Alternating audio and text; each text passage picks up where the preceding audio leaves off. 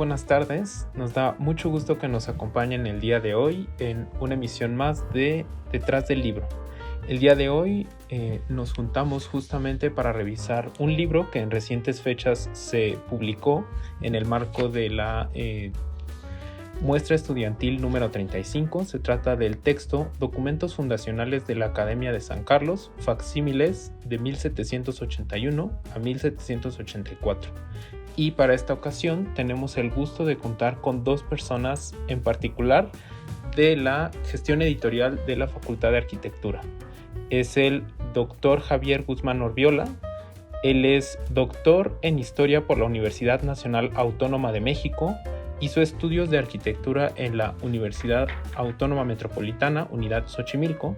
Fue director de Arquitectura y Conservación del Patrimonio Artístico Inmueble entre 2003 y 2007, subdirector general de Patrimonio de 2013 a 2018, ambas dependencias del INBA, y actualmente se desempeña como coordinador editorial de la Facultad de Arquitectura de la UNAM. Por otra parte, también nos acompaña la licenciada Ana Segovia Camelo. Ana Segovia Camelo es licenciada en Filosofía por la Facultad de Filosofía de la UNAM. Ha desempeñado actividades académico-administrativas en la misma institución y actualmente realiza trabajo editorial para la Facultad de Arquitectura de la UNAM. Es autora del libro de poesía El Dorado. En 2018 publicó Por si no lo sabías, en un libro dual junto a Abraham Telles España, y en 2021 sumó un cuento en la reunión de cuentos polifónica realizada por Abraham Telles España. Buenas tardes, doctor y licenciada. ¿Cómo están?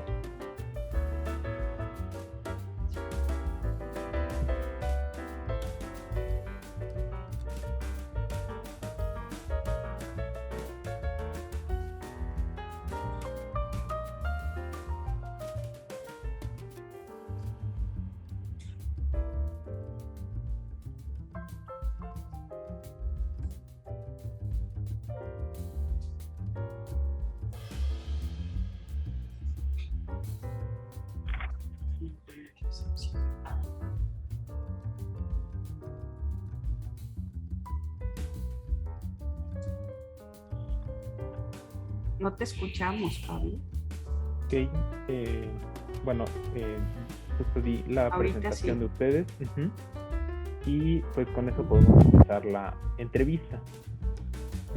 Adentrándonos un poco en el libro que hoy tenemos, me gustaría empezar por conocer un poco la gestión de este documento. ¿Cuál es el origen de este libro? Mira, buenas tardes nuevamente, Pablo. Con mucho gusto y gracias por el interés de ustedes en colaborar y hacer esto juntos.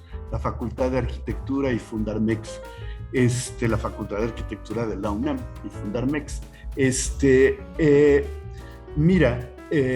Recién se formó el equipo de la dirección de la Facultad de Arquitectura nueva, una vez que la Junta de Gobierno eligió al doctor Juan Ignacio del Cueto como director de la Facultad de Arquitectura de la UNAM.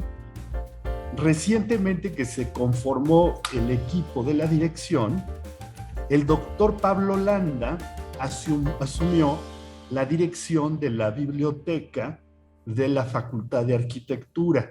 Todavía en ese momento se llamaba Lino Picaseño, actualmente se llama Lilia Guzmán. Él sucedió en ese cargo a la arquitecta Isaura González Gottdiener, quien fue por 3-4 años directora de la biblioteca. Ella dejó muy ordenado una serie de trabajos que estaban pendientes ahí en la biblioteca. Uno de tantos, la final ordenación del antiguo fondo, y te voy a dar el nombre oficial, el archivo de la antigua Academia de San Carlos, y dejó preparados una serie de trabajos de posible realización. En una tarde, en una comida, el doctor Juan Ignacio del Cueto, Isaura González, Pablo Landa, Malena Mijares, un servidor, Javier Guzmán, eh, platicábamos de que se avecinaba el aniversario de los 240 años del inicio de las gestiones para formar la Academia de San Carlos, gestiones, dicho de otro modo, que dieron por resultado la fundación de la Academia de San Carlos. Y entonces, puesto que estaban muy ordenados esos documentos los ha revisado Manuel Toussaint, Justino Fernández, don Eduardo Vaz Macías, etcétera, puesto que estaban bastante ordenados y Isaura en su gestión había terminado de hacer una serie de labores para ponerlos en su punto, fue que dijimos, bueno, ¿y por qué no hacemos una edición facsimilar? Los documentos son muy bonitos, de este tipo de gestiones, y fue que, bueno, entonces nos pusimos a hacerlo. Es más o menos como nació el proyecto, y si quieres, bueno, podemos continuar y a lo largo de las siguientes preguntas, respuestas, podemos ir abundando, completando esto, porque, por supuesto, no terminó ahí el asunto, ¿no? Claramente, y digo, con este primer acercamiento nos hace darnos cuenta de que se trata de un trabajo de mucho tiempo, y justo sería hacia donde iría la siguiente pregunta. De este primer acercamiento y conocimiento de que se tienen el material, el acervo histórico, ¿cuánto tiempo tomó la materialización de esta publicación? Fueron 6 meses. Mira, empezamos en agosto de 2021 y terminamos en enero del 22 ya en la impresión. O sea, ya con el libro impreso. Pero bueno, hubo que fotografiar todo el material, seleccionar los facsímiles, luego fotografiarlos, luego transcribirlos y ordenarlos y decidir cómo los íbamos a presentar, porque tienen una introducción como un resumen cada documento, donde se explica muy brevemente qué viene adentro, y luego al final del documento viene la transcripción. Pero lo primero fue fotografiar para no pues alterar nada de los facsímiles originales, porque es caligrafía original, ¿no? Entonces, para preservar los documentos, los papeles, pues se hicieron varias sesiones de fotografía. Sí, sin duda, al tener el libro en las manos nos damos cuenta que es un trabajo de mucho tiempo. Y pues justamente en ese momento, al uno tener el libro en las manos, se da cuenta que hay varias instituciones que participaron en este libro. Me gustaría justamente conocer también qué instituciones participan en la realización en la publicación. Bueno, mira, puesto que estamos haciendo la historia de la abuela común que compartimos la Facultad de Arquitectura y la actual Facultad de Artes y Diseño, ¿sí? También de aquí de la Universidad Nacional, el director de nuestra facultad, Juan Ignacio del Cueto, decidió invitar al director entonces de la Facultad de Artes y Diseño, al doctor Gerardo García Luna, para que se sumara a esta iniciativa, y básicamente es un proyecto de ambas dependencias de la UNAM, repito, la Facultad de Arquitectura y la Facultad de Artes y Diseño. Insisto, porque la Academia de San Carlos, naciendo para otro origen, derivó en este par de escuelas, la Escuela de Arquitectura, la Escuela de San Carlos, después viene la Autonomía, se disgregan un poco más estas escuelas, siempre han tenido mucha relación, entonces es por eso que se decidió hacerlo entre estas dos facultades. Claramente, creo que es un factor muy interesante que al revisar el libro nos demos cuenta de que participa tanto la Facultad de Arquitectura como la Facultad de Artes y Diseño. Y es precisamente esta recuperación histórica en algún momento de valorar que pues, a todas estas disciplinas se mostraron en la Academia de San Carlos.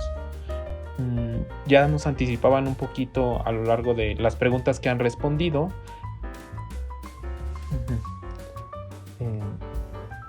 Sí, ya nos anticipaban un poco con las preguntas que estaban haciendo, pero me gustaría saber quiénes son algunos de los investigadores.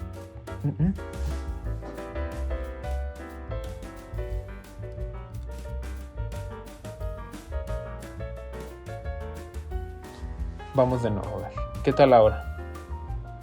¿Sí?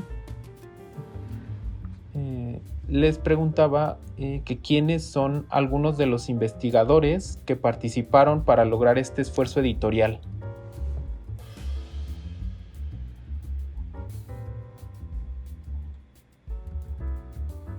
Sí, yo los escucho bien.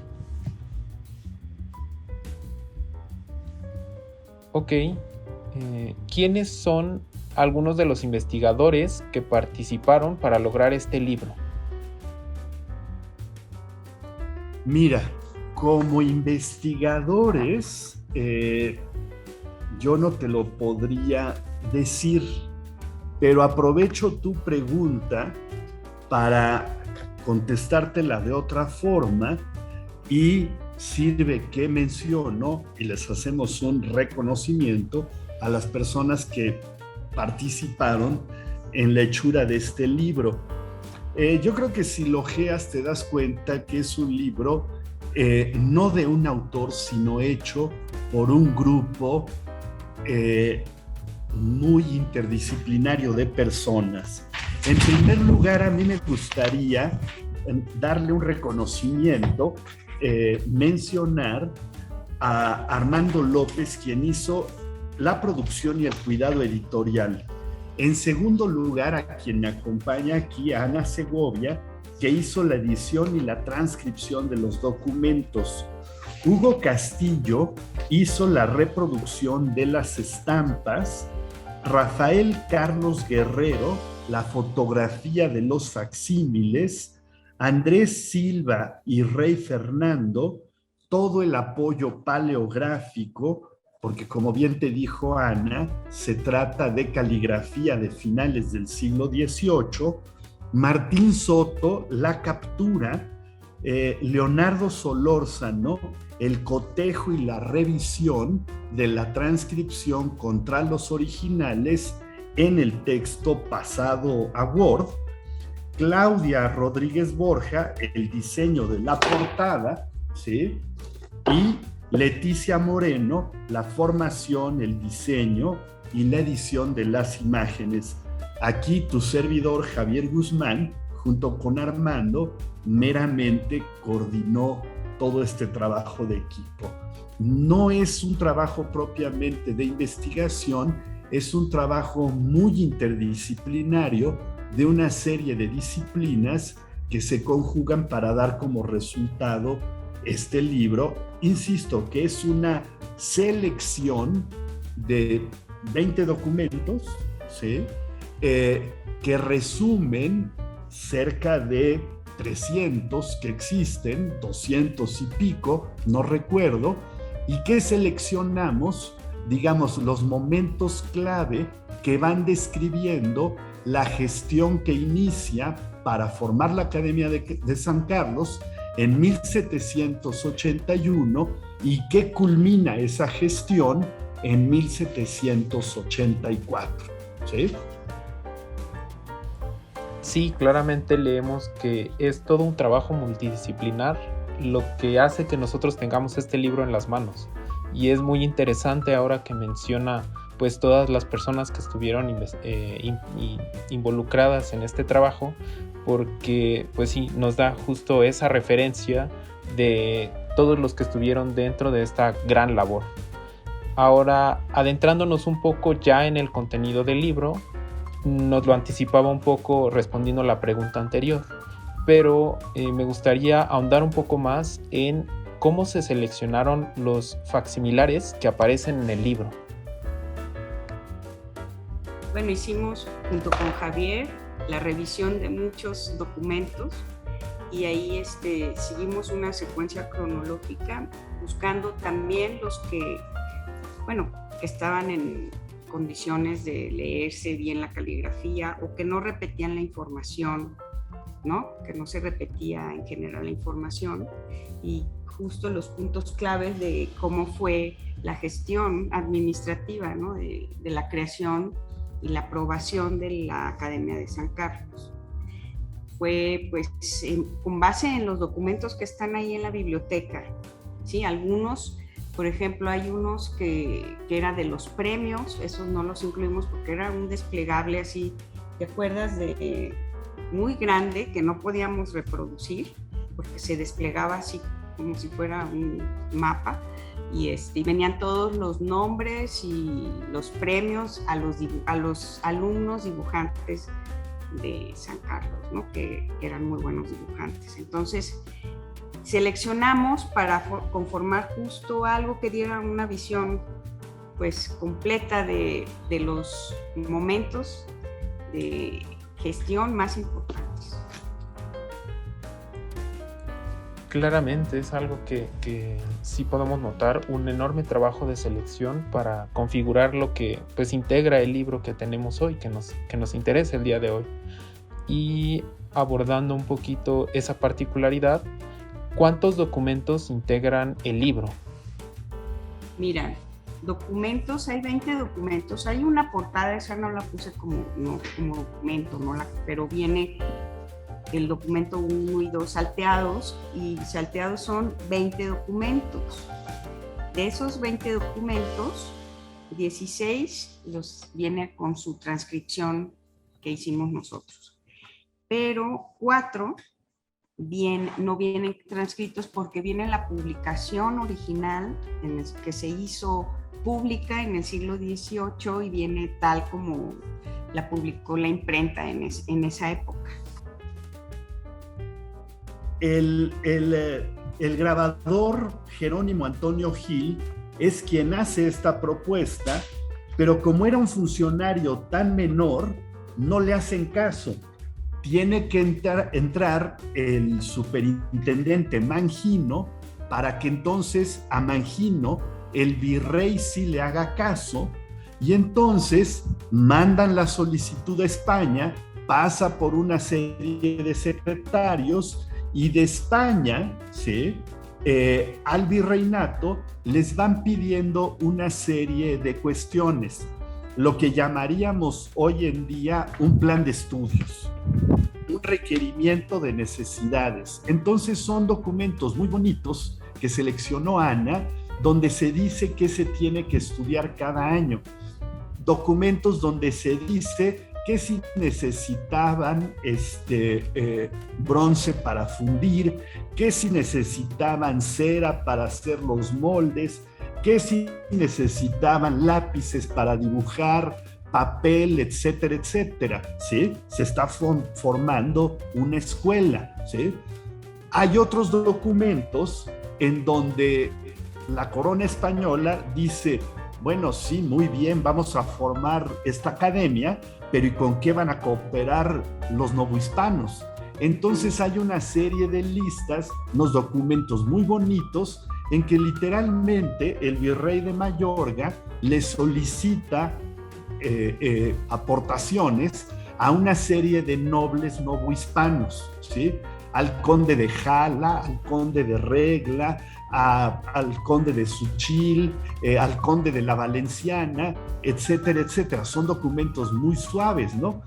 Pero también hay una serie de corporaciones que aportan dinero para formar esta escuela. El Ayuntamiento de la Ciudad de México, pero también el Cabildo Eclesiástico, pero también el Colegio de Minería, pues que tenía obvios intereses en que se formara la Academia de San Carlos. Y todo esto pasa por una serie de secretarios en España hasta que en noviembre de 1784 en el Palacio del Escorial, firma el rey Carlos IV, sí, ¿verdad? Carlos III, perdón, la notificación de que se funde la academia. Es el momento que nosotros decidimos cortar, consideramos que ahí ya quedaba formada la academia, pero aún si tú lees la introducción, hasta el año siguiente es que se hace una misa, se formalizan los cursos, hay una ceremonia en el Palacio Virreinal, en donde se toca música y unos alumnos y unos maestros demuestran las artes que habían aprendido frente al público y dibujan monedas, etcétera, etcétera. Eso es ya en el año 1785 y tampoco se piense que en ese momento ya quedó formada la academia. Van a pasar años porque funcionaban esta escuela en los talleres de los maestros. Van a pasar años para que doten a la academia de un edificio, para que los académicos se organicen y adapten el edificio a escuela, etcétera, etcétera. Yo pienso que este es como, al contar la historia de cómo se forma la Academia de San Carlos y cómo genera otras instituciones, es el pretexto para hablar de cómo se forman, decía José Vasconcelos, cualquier institución pública o privada. Y él hacía una metáfora, y eso dice nuestro director Juan Ignacio del Cueto en su presentación. Él hacía, Vasconcelos, una metáfora con la construcción de una catedral europea.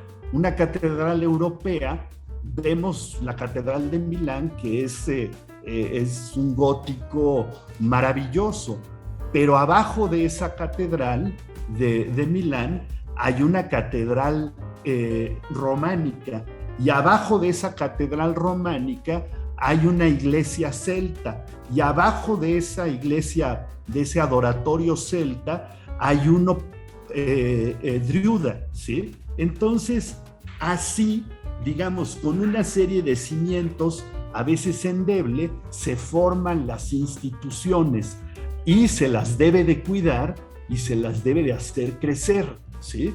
Y aprovecho también para decir que sin el apoyo de Juan Ignacio del Cueto, director de la Facultad de Arquitectura, y del doctor Gerardo García Luna, pues tampoco se podría haber hecho este libro, porque ellos aportaron no solo el apoyo, sino los soportes económicos, porque creen que hay que seguir cultivando y hacer crecer esas instituciones.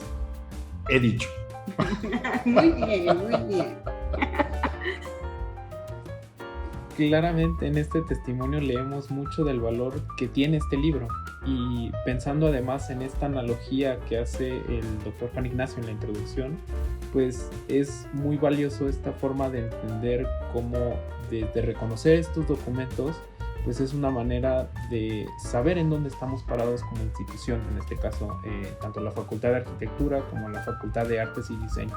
Entonces, con esta introducción que nos ha dado justo a todo el contenido que podemos encontrar en el libro, es algo que sin duda quienes puedan ver esta entrevista, esta sesión que estamos haciendo en este momento, encontrarán un interés particular por revisar este libro y conocer los documentos que recopila.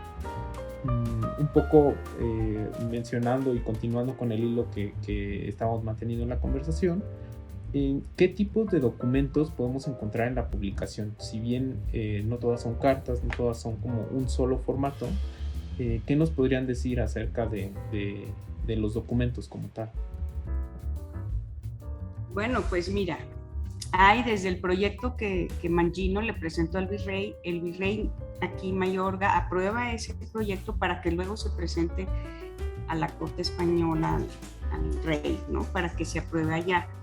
Ahora, tenemos también la propuesta de cómo conformar esta escuela. Entonces se habla de una junta preparatoria que está conformada de secretario, director, viceprotector, protector, que semeja, similar a la escuela de San Fernando de Madrid. Entonces aquí su argumento es que van a ser una escuela de artes, ¿no? Como la española, como hay otras escuelas en España de artes, basándose en una junta preparatoria como para iniciar, ¿no?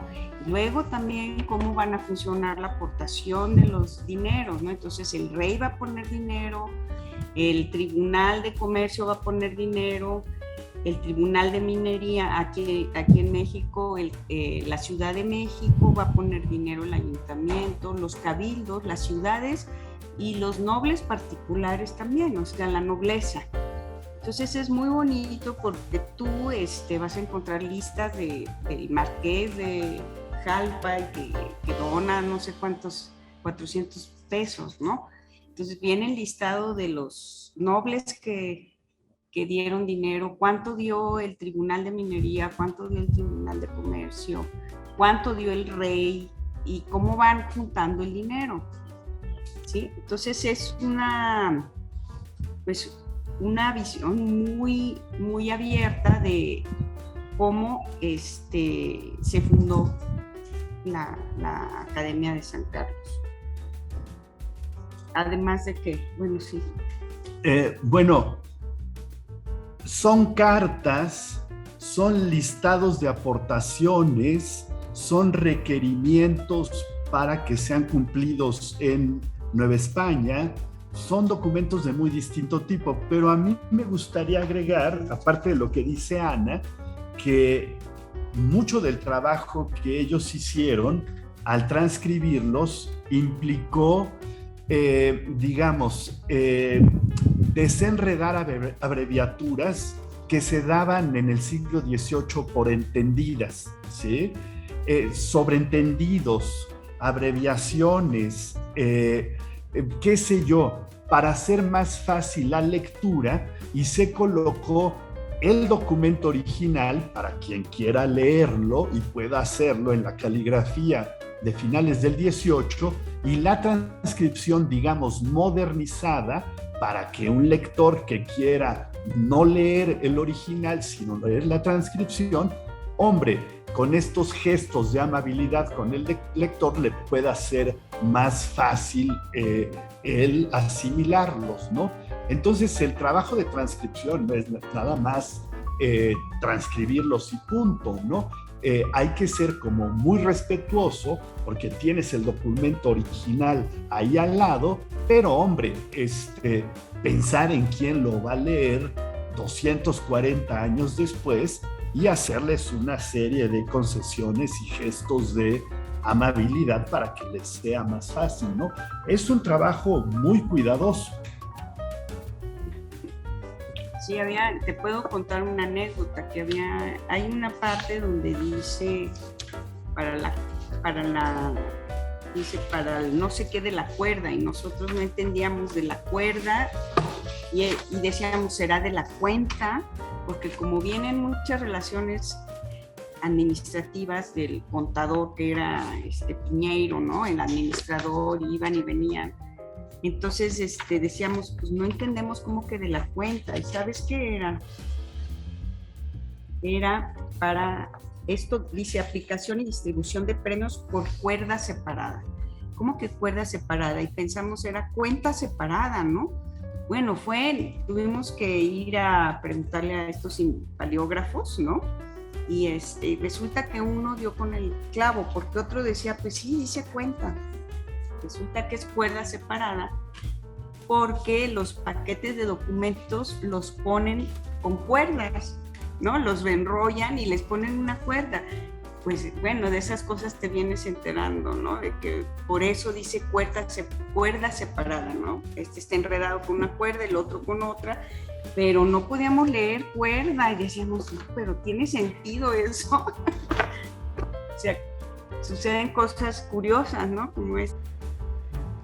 Sí, son particularidades muy llamativas, y justo ahora que usted lo mencionaba. Y te digo, hay balances de presupuestos, del presupuesto anual, gastos, sobrantes, unas sumas de cantidades, de todo lo que gastan, de todo lo que pone cada quien.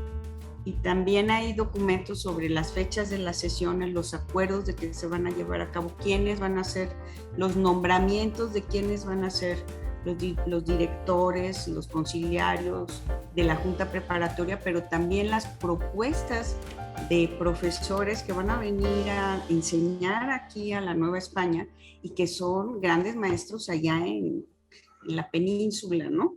Son grandes maestros y los quieren traer, y eso es bien bonito porque Mangino y Gil, o sea, Jerónimo Antonio Gil, pues quieren traer lo mejor a Nueva España. Ahí se ve su intención de crear una academia de mucha calidad acá en Nueva España. Me gustaría hablar ahora un poco sobre la importancia de hacer esta documentación, esta recuperación documental, y empezando un poco a los arquitectos, diseñadores o personas afines. ¿Cuál consideran que es la importancia de revisar estos documentos, de ponerlos al alcance de todos ellos? Claro.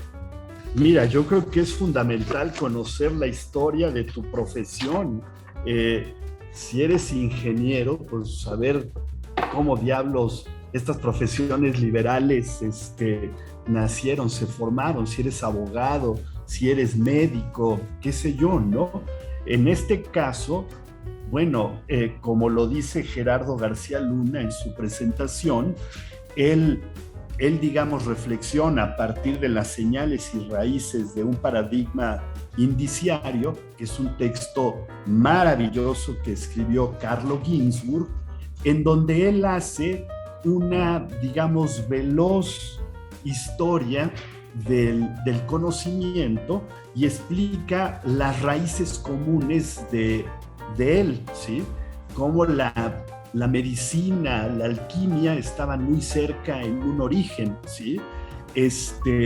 La astronomía de las artes adivinatorias, ¿sí? Y cómo por una serie de paradigmas indiciarios se van separando estas áreas del conocimiento, se van creando estancos de él mismo, ¿sí? En 240 años hemos vivido la paulatina profesionalización de las artes y de las profesiones liberales, y se han ido creando una serie de especializaciones. Una disciplina que se estudiaba en San Carlos, que combinaba el modelaje, el dibujo, la escultura, la arquitectura, el trabajo en madera, etcétera, etcétera, se fue separando y fueron apareciendo arquitectos, ingenieros, dibujantes, topógrafos, ingenieros de minas, etcétera, etcétera. Y irónicamente, hoy vivimos una vuelta a la transversalidad, a la interdisciplina. Eso es lo que dice en su prólogo, que es tan bonito, Gerardo García Luna, ¿no? Cómo estas artes y profesiones liberales se fueron separando y 240 años después, no voy a decir que se vuelven a unir, pero hay un interés enorme por ciertos profesionistas por conocer, y los ejemplos son muy claros. Las personas que se dedican, los artistas que hacen arquitectura en papel, ¿sí? Pues tienen que conocer el trabajo mecánico del papel, ¿sí? Y los arquitectos que se supone que solo proyectan edificios, bueno, tienen al contrario cada vez un interés mayor por las artes plásticas. Es un par de ejemplos muy simples de por qué es importante conocer la historia de estas profesiones, porque en este vaivén de la especialización y la interdisciplina, 240 años después, pareciera que es importante para llegar a formar alumnos cada vez más completos, cada vez más maduros, ¿no? Difícilmente, si no sabemos de esto, podemos formarlos, ¿no? Sí, también hay un interés práctico porque el conocimiento, o sea, pasa de ser estos gremios artesanales y de oficios, ¿no? Y el avance de la tecnología, la construcción de las catedrales, o sea, tanto conocimiento que se había desarrollado, de repente empieza a ser como aprovechado, ¿sí? También para la industria y el comercio. Entonces, bueno, tenemos que tener buenos dibujantes, buenos proyectistas, buenos acuñadores de monedas, porque el comercio está avanzando, ¿sí? Entonces, nosotros, por ejemplo, ahí mismo hay una defensa de principios, tanto estéticos, académicos, comerciales, políticos, de por qué hacer una escuela de artes, ¿sí? Tener gente que sepa dibujar sobre todo, para construir máquinas, para construir telares, por qué vamos a estar imports, por qué de Oriente o de otros países, cosas que podríamos nosotros producir en el país. También hay un interés económico y tecnológico, una política de desarrollo comercial y económico de la Nueva España y de Europa, ¿no? Entonces eso también, ahí mismo viene mucha información, porque a la hora de defender las causas por las que quieren crear la academia, pues también explican, ¿sí?, qué principios de belleza, para qué van a aprender, ¿no? Hacia dónde va toda esta práctica, ¿no? Que también es la tecnología y la especialización, finalmente, ¿no? Entonces es muy ilustrativa cada documento, ¿sí?, de la época. Además de que también hay información sobre los principios teóricos, estéticos de aquella época, ¿no? Las obras que se importaban, las copias que tenían para enseñar. Se traían copias en yeso, por ejemplo, para enseñar en las academias. Entonces, tráiganme unas de Inglaterra, otras de Francia, otras de Italia. Queremos bocetos, queremos esculturas, queremos dibujos, queremos incluso, pues, cosas de manuales, ¿no? De producción manual, ¿no? Entonces, una pregunta más, Pablo. Y yo ya me voy, te dejo aquí con Ana. En este caso, ya solamente para cerrar, no nos queda más a nombre de Fundark MX que agradecer su participación en este proyecto y pues tener presente que su testimonio en este proyecto nos parece muy valioso y que creemos que a la audiencia que nos sintonice, sin duda es un libro que les llamará muchísimo la atención. Ya solamente para cerrar, no sé si quisieran dar algún mensaje a quienes vean la entrevista que realizamos el día de hoy. Sí, Ana me está dando una muy buena idea y vamos a aprovechar para hacer un anuncio. Este libro lo pueden comprar en todas las librerías de la UNAM o también en la distribuidora de libros en línea de la UNAM, que te pasaremos la dirección. En un lugar o en otro pueden comprarlo. Nos encantaría que se difunda y para eso es que estamos haciendo este tipo de colaboraciones con ustedes. Entonces te lo agradecemos infinito. Muchas gracias, Pablo. Ha sido un verdadero placer contar con los dos.